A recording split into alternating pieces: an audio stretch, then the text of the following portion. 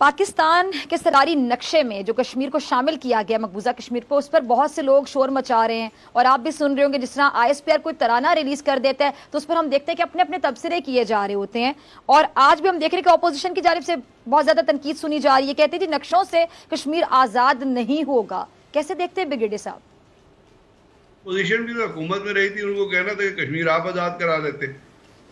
वो भी तो कश्मीर में पीपल्स पार्टी रही, उनको कहें जी आपने कश्मीर क्यों नहीं आजाद कराया? हाँ। आप तो बेनजीर के कातलों को नहीं पकड़ पता नहीं सके किसी तो बात का कश्मीर दुख होगा इनको जिस तरह की बातें कर रहे हैं आज। नहीं, वो कहे उनसे कहना था बेनजीर के कातलों को पकड़ लिया था जो आपके मुल्क के अंदर मौजूद थे, उनको तो पकड़ नहीं सके। आप बात करते हैं मुंह खोल के कश्मीर आजाद कराने की। पीएमएलएन को कहना था कि ये आपकी 3 दफा हुकूमत रही, आपने क्यों कश्मीर आजाद कराया? आप तो कुलभूषण यादव पकड़ा गया था तो आप ऐसे चुप करके थे, चाचा का पुत्र पकड़ा गया तो आपने क्यों नहीं कश्मीर आजाद कराया? आप तो वो नरेंद्र मोदी जो आर्टिकल 370 है जिसने खत्म किया है, जिसने राम मंदिर की वो बाबरी मस्जिद की जगह जो मंदिर एक बना रहा है वो जोकर, उसकी बुनियाद रखी है। तो और उसके साथ वो जो शख्स जो कहता था कि मैं पाकिस्तानियों की मारता हूँ, अजीत कुमार डेविल, उसको आप अपने ड्राइंग रूम में बैठ के गले लगा रहे थे तो आप कश्मीर आजाद करा। उसको कहते यार कश्मीर छोड़ दे, तू मेरा मेहमान है, तो शायद वो कश्मीर छोड़ देता। तो ये सबके माजी दागदार हैं। ये सब बोलियां हैं जो भांड भांड की बोलियां बोलते हैं और जो है जब अपोजिशन में आते हैं तो शेर हो जाते हैं और जब गवर्नमेंट में जाते हैं तो बकरी हो जाते हैं। ये सारे वो लोग हैं जो आज शोर भाई क्या अगर तराना बन गया तो कौन सी गलती होगी? अगर पाकिस्तान के नक्शे में कश्मीर को शामिल कर लिया तो ये तो हम 1947 के बाद से लोग ये डिमांड कर रहे थे कि जम्मू एंड कश्मीर का इलाका हमारा अपना इलाका है, it should be part of Pakistan. बिल्कुल। और आप कहते थे कि अपना कश्मीर के अंदर जब भी कोई शहादत होती है, बुरहान वानी हो या कोई आम मुजाहिद हो, जब भी कोई किसी को कब्रिस्तान में दफनाने के लिए लाया जाया जाता है, कहीं जलसा होता है, कहीं जलूस होता है, कहीं कॉर्नर मीटिंग होती है, कि आसिया अंदराबी कुछ करती है, सैयद अली गिलानी कुछ करते हैं, जब भी कुछ होता है तो वहां पे एक ही नारा लगता है कि कश्मीर बनेगा पाकिस्तान। तो अगर कश्मीर बनेगा पाकिस्तान और हम कहते हैं कि कश्मीर जो है पाकिस्तान की शहरग है, तो फिर हमने उसको अगर नक्शे में शामिल नहीं करना था तो फिर हम पहले तो इससे पहले जो है वो हम गलती कर रहे थे। तो आज अगर हमने उसको नक्शे में शामिल किया है तो ये कश्मीरियों की भी आवाज है, ये हमारी भी आवाज है, दोनों की कंबाइंड आवाज है। और अच्छा दूसरा इनको शायद ये नहीं पता, तनकीद करने वालों के पास नॉलेज की इतनी कमी है कि उनको शायद इतना ही नहीं पता कि आईएसपीआर जब तराना रिलीज करते तो आईएसपीआर का काम क्या होता है कि जी जहन साजी पर वो काम करते हैं, असला साजी पे तो काम नहीं करते, कोई एसएसजी कमांडोज तो है नहीं। अब मुझे बताएं कि हम बात जब आईएसपीआर डिपार्टमेंट की खासतौर पर करेंगे, वो आपके साथ आपकी जहन साजी पर काम करेंगी और ये वाकई कश्मीर को आजाद करवाने के लिए तराना नहीं बना, बल्कि कश्मीरियों में जो जिद्दोजहद की एक तलब है उसको जिंदा रखना मकसद है। इनको शायद यही समझ नहीं आती। आप साल में फिजा 365 दिन होते हैं ना, साल में 365, उन 365 दिनों में एक दिन ईद का भी होता है और एक दिन बकरीद का भी होता है। तो ईद और बकरीद की क्या अहमियत है कि वो बाकी दिनों से क्यों मुख्तलिफ होते हैं? क्योंकि सिंबॉल आप वहां पे उन दिनों खुशी के जरिए कुछ ऐसे काम करते हैं जो आम दिनों में नहीं करते। बिल्कुल। आप ईदी मांगते हैं, आम दिनों में तो आप बच्चों को ईदी नहीं देते ना। तो ये चीजें जो होती है, दिन मनाने की जो चीजें होती है, ये सिंबलाइज करती हैं उस जज्बे को या उस इशू को, जिस इशू को आप लेके चल रहे हैं। इसका ये मतलब नहीं होता कि उस दिन इंडिया जो है वो कश्मीर को छोड़ के चला जाएगा, या आप आवाज देंगे तो कहेंगे जी आप क्योंकि यौम इस्तिसाल मना रहे हैं, तो ये नहीं होता। लेकिन ये एक मैसेज जाता है दुनिया में। अब जब ये नक्शा आपने शामिल किया तो पैगाम गया है दुनिया में। अब इस पे इंटरनेशनल डिबेट शुरू होगी।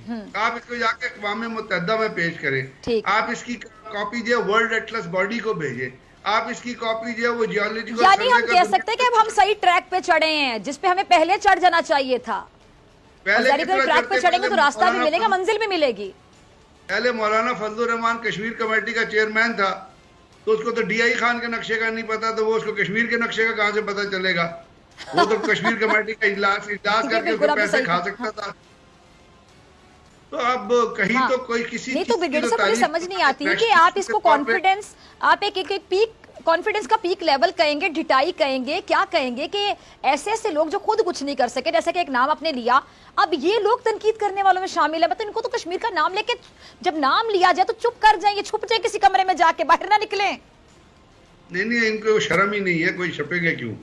ये तो आगे बार बार झूठ बोलते हैं और दबा के झूठ बोलते हैं, यानी ऐसा झूठ बोलते हैं कि उस वक्त इनको कोई चीज याद, ये एक्सपर्ट है झूठ बोलने, मुबालगा आराई, धोखाधड़ी, ये इनका शुआर है, ये इनका कैरेक्टर का हिस्सा है। लोगों के पैसों पर जिंदा रहना, अपने पैसे खर्च न करना, ये इनके बुनियादी ये इनको सिखाया गया है कि ये करना है। तो ये किस तरह बोलेंगे? करा लेते आजाद जब कश्मीर कमेटी यानी इनकी ट्रेनिंग में शामिल है। कश्मीर है किधर? आप इससे पूछे कश्मीर किधर है।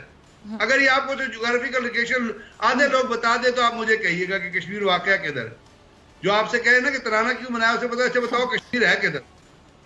उससे पूछो जम्मू एंड कश्मीर की डिस्ट्रिक्ट्स कितनी है, उससे पूछो जम्मू एंड कश्मीर की आबादी कितनी है, उससे पूछे कश्मीर का लैटिट्यूड क्या है। अगर वो बता दे तो आप, बिल्कुल, यानी इनको सिर्फ तनकीद करना आता है। बिल्कुल, हाँ ठीक है। अच्छा आगे चलते हैं थोड़ा, ठीक है ब्रिगेडियर साहब, मुझे इस तरह बताइए मकबूजा कश्मीर की जो दाखिली खुद मुख्तारी पर जब हमला हुआ, इसके बाद पाकिस्तान की सिफारतकारी की अगर मैं बात करूं तो आप कितने नंबर देंगे 10 में से? क्या तसल्ली बख्श है आपके मुताबिक?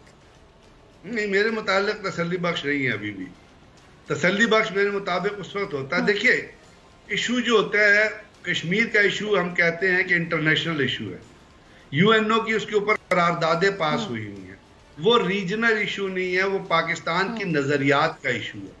कश्मीरी मर रहे हैं, उनके ऊपर कर्फ्यू आयद हुआ है, औरतों की इस्मत दरी की जा रही है, बच्चों को मारा जा रहा है, ये एक इंसानियत सोज मजालिम उन पे ढाए जा रहे हैं। तो दुनिया में भारत का चेहरा बेनकाब करने के लिए, और नरेंद्र मोदी जैसे जो कमीने दहशतगर्द इंडिया के अंदर मौजूद हैं, जो हिंदुत्व और सेफ्रॉन टेररिज्म को खाते हैं, आज उसने 5 अगस्त का दिन क्यों सिलेक्ट किया है इनॉग्रेशन करने के लिए राम मंदिर की? क्या आप इसकी सिग्निफिकेंस का अंदाजा लगा सकती है? उसकी शरारत का, उसकी मुसलमान दुश्मनी का अंदाजा लगा सकती है? ये जरा आप नवाज शरीफ साहब को भी रिंग करके बता दें, आज वो राम मंदिर का इफ्तिताह कर रहा है आपका दोस्त जो है बाबरी मस्जिद के ऊपर, तो उसने क्यों सिलेक्ट किया? इसलिए सिलेक्ट किया कि उसका खून जो है वो मुसलमानों, उसका अंदर जो खून, वो उसके अंदर जो सांस है वो मुसलमान दुश्मनी का सांस है, और मुसलमान दुश्मनी के ऊपर वो जीता है। तो आप इस चीज को एक्सप्लॉइट करना आप अपने मुल्क के अंदर बैठ के तो कर लेंगे, but what are your embassies doing? आपकी एम्बेसी के अंदर क्या कोई कश्मीर डेस्क बनाया गया है? क्या मुख्तलिफ ममालिक में जो आपकी एम्बेसियां हैं वो प्रेस से इंटरेक्ट कर रही हैं, या क्या एम्बेसियां थिंक टैंक से इंटरेक्ट कर रही हैं? अभी शाह महमूद कुरैशी साहब अपने परसों